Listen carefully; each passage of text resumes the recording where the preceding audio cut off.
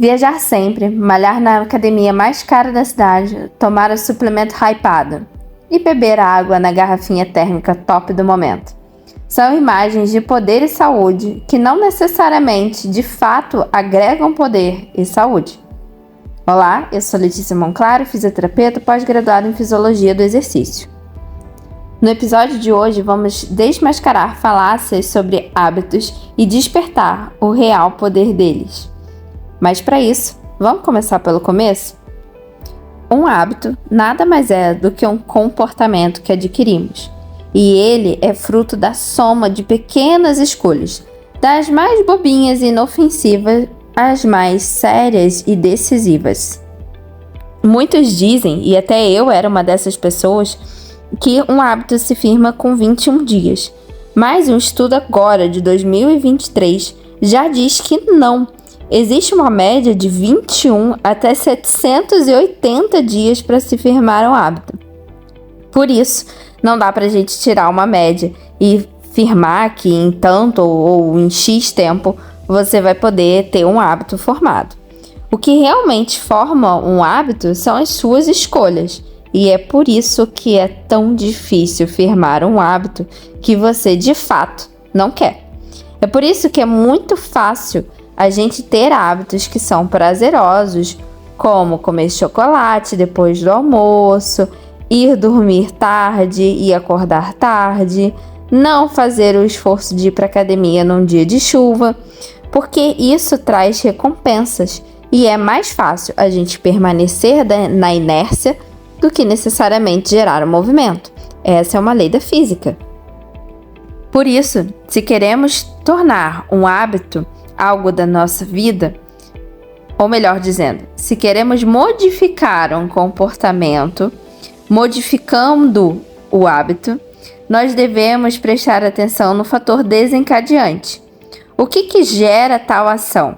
O que torna tão difícil mandar uma mensagem para marcar a aula de avaliação? O que gera tanto bloqueio na hora de se arrumar e sair de casa para ir fazer o exercício físico? O que te faz sair da alimentação saudável? O que te faz sair da dieta ou da reeducação alimentar? Provavelmente porque nenhuma dessas atividades tem te dado recompensas no momento.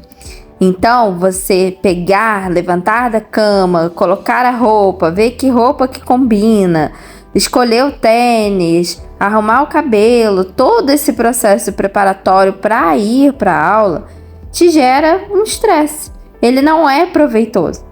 Para isso, a gente precisa começar a criar recompensas no pré e no pós-treino. E essas recompensas não podem ser autossabotadoras, como, porque eu malhei hoje eu posso comer um chocolate, porque eu corri eu posso comer um McDonald's. Elas não podem ir por essa linha de raciocínio. Elas têm que ser compensatórias, mas positivas. No quesito alimentação, eu não vou entrar, já que essa conversa é para ter com uma nutricionista e, de preferência, a sua nutricionista. Assim, ela pode colocar na sua reeducação alimentar coisas que você gosta, porém em quantidades adequadas. Já na alçada do exercício físico, essa sim eu posso te passar estratégias interessantes. Mas é importante você se lembrar que a recompensa mais a repetição é que vai gerar o hábito. Então não adianta só você se recompensar o tempo todo. Você precisa repetir o hábito mesmo quando ele for doloroso ou então não for o melhor momento para você fazer. Por exemplo, por que a fisioterapia ela dá efeito? Apesar de em muitos momentos você ainda sentir dor. Porque você repete 2, 3 vezes na semana ou até mesmo todos os dias. Isso se deve ao nosso sistema nervoso autônomo, que tem tanto uma ação rápida, que é quando alguém te pergunta quanto que é 1 mais 1 e você logo responde 2, quanto uma ação lenta, que é quando alguém te faz uma pergunta cabulosa de matemática, como 147 dividido por 33. Você vai precisar pensar, ou então nem isso, vai ter que pegar a calculadora, porque você não repetiu diversas vezes essa conta para poder ter aprendido o resultado de uma forma rápida.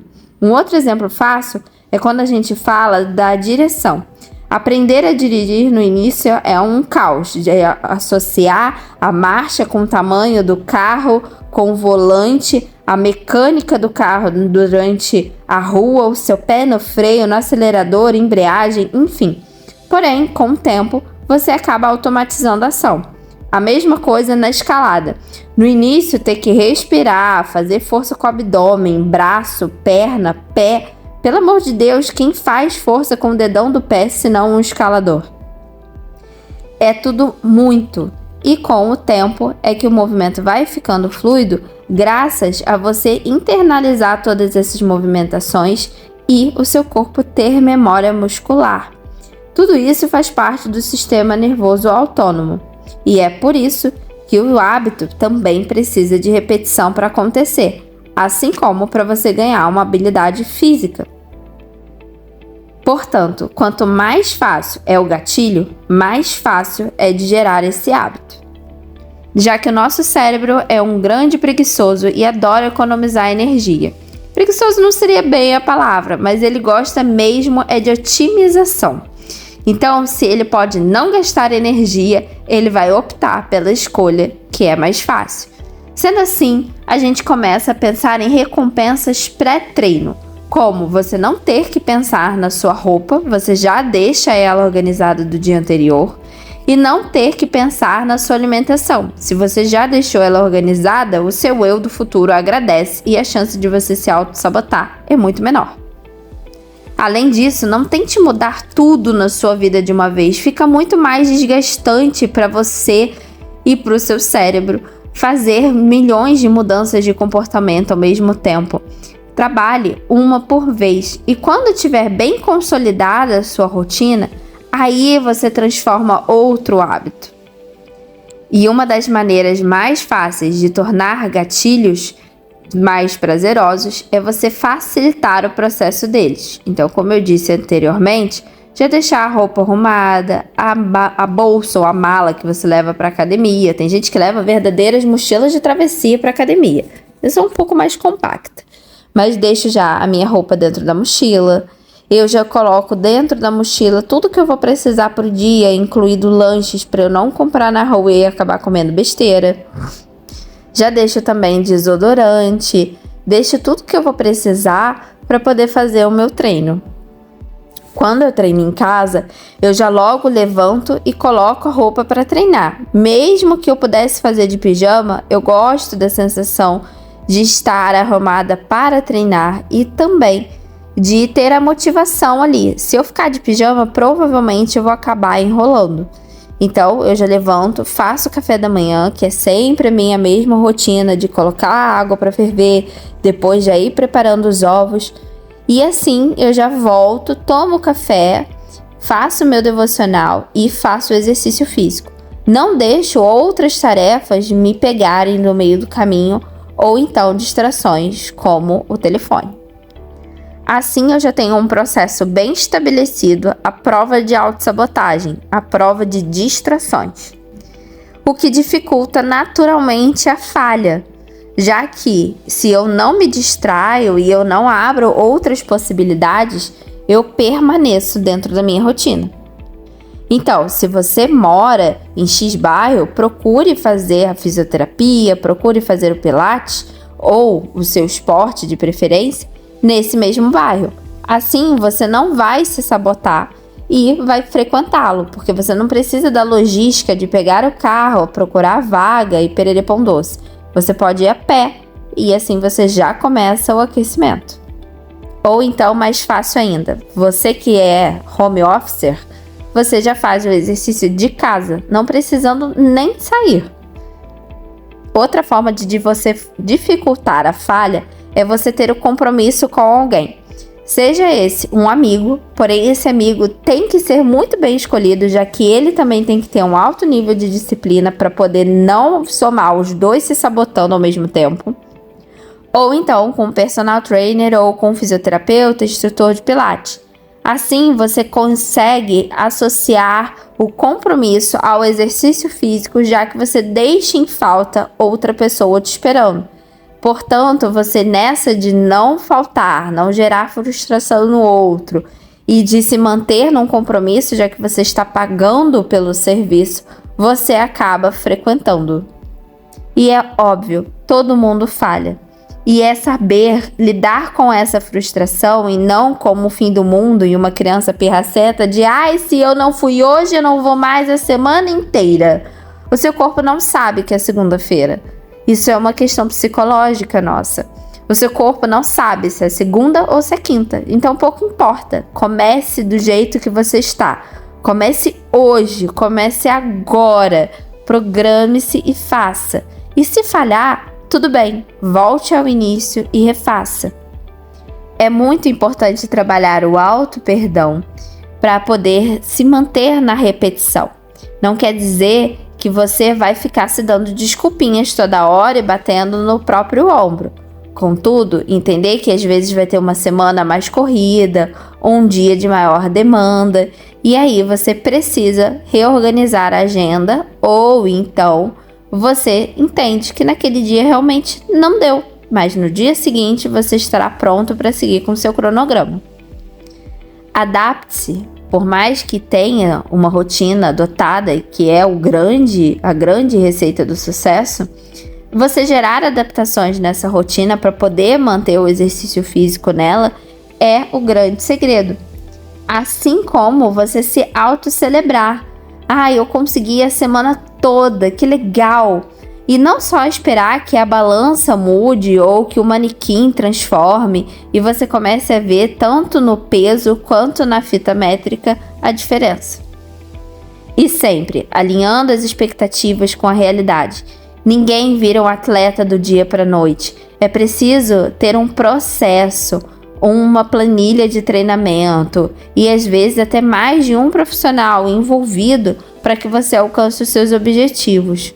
Por isso, vamos sair do TikTok e dessas invenções de 1001 influencers formados em nada para poder ir para a realidade de um profissional e acompanhamento, às vezes, de uma equipe multidisciplinar. Fica muito mais fácil dessa forma.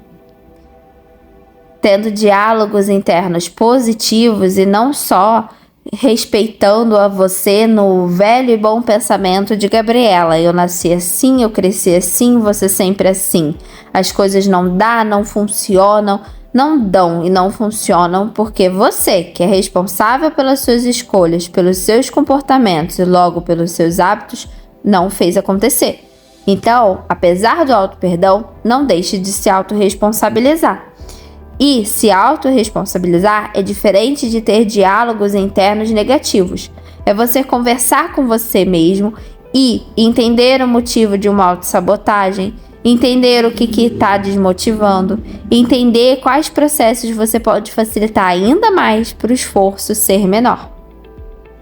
Sendo assim, o desafio da semana é escolher uma batalha e as suas armas facilitadoras.